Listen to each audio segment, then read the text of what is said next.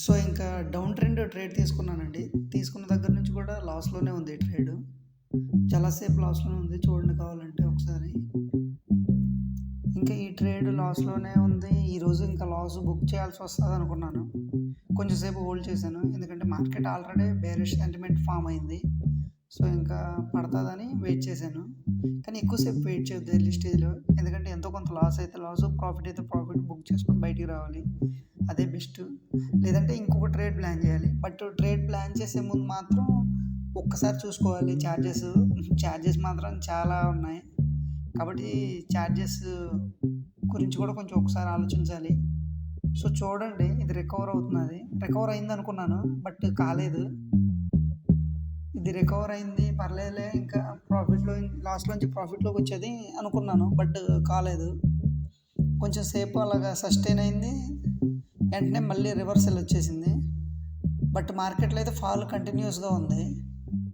ఇంకా నేను కొంచెం సేపు వెయిట్ చేశాను. లాస్ ఉన్నా పర్లేదు అనుకున్నాను. ఇక్కడ కనిపించే ఈ రెడ్ క్యాండిల్ లోకొస్తే సెల్ చేసేద్దాం అనుకున్నాను ఇంకా.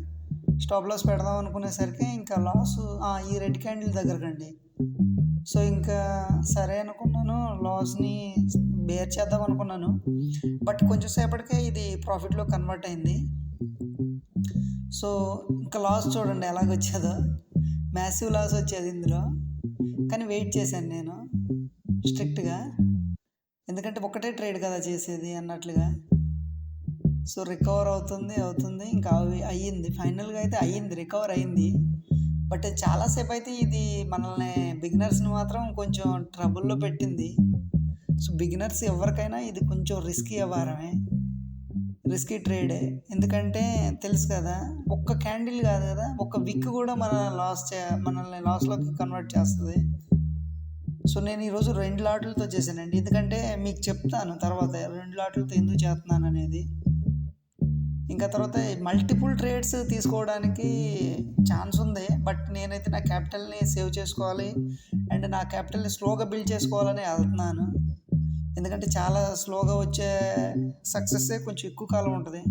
వెంటనే వచ్చే సక్సెస్ ఎక్కువ కాలం ఉండదు. చూడండి ఇంక ఈ ట్రేడు ప్రాఫిట్‌లోకి వచ్చేసింది అనుకున్నాను ఇలా.